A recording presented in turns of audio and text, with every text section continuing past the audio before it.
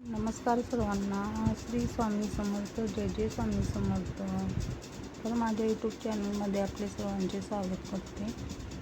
तर सकाळी लवकर सगळं आवरून घेतलं आणि देवपूजा केली बघा. तर देवपूजेत फुलं वगैरे घालून घेतली.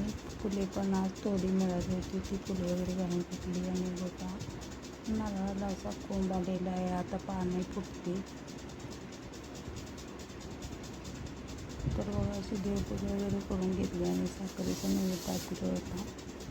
पुन्हा नाश्ता वगैरे केला आणि नाश्त्याचा नैवेद्य दाखवला. आणि व्हिडिओ वगैरे काही केलेलं नाही, गडबड होती, त्यामुळे डायरेक्ट जेवण तयार करायला घेतले.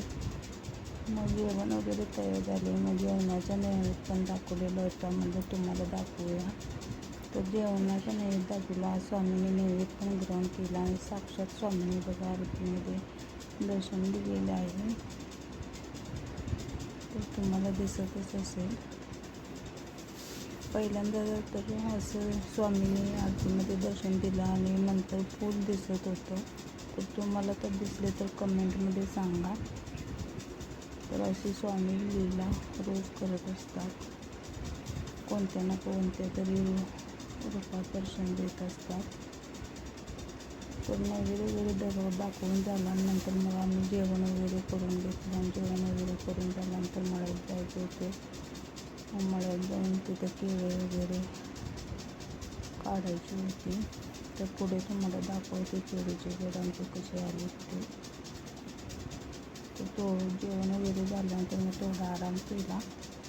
आणि आराम केल्यामुळे मळ्यात गेले आणि मळ्यातून मग केळी वगैरे आणलेली होती, ते तुम्हाला पुढे दाखवत आहे. तर नक्की बघा. तर पहिल्यांदा स्वामींनी बघा असं आतमध्ये दर्शन दिलं होतं. नंतर तर फूल तयार झालेलं होतं. तर माझा व्हिडिओ तुम्हाला आवडल्यास लाईक, शेअर आणि सबस्क्राईब करता. रोजचे डेली ब्लॉग असतात ते पाहत राहा. आणि मी छोटे मोठे व्हिडिओ करत असते, ते तुम्ही नक्की पहा आणि सपोर्ट करा मला. आणि सबस्क्राईब पण करा, शेअर पण करा.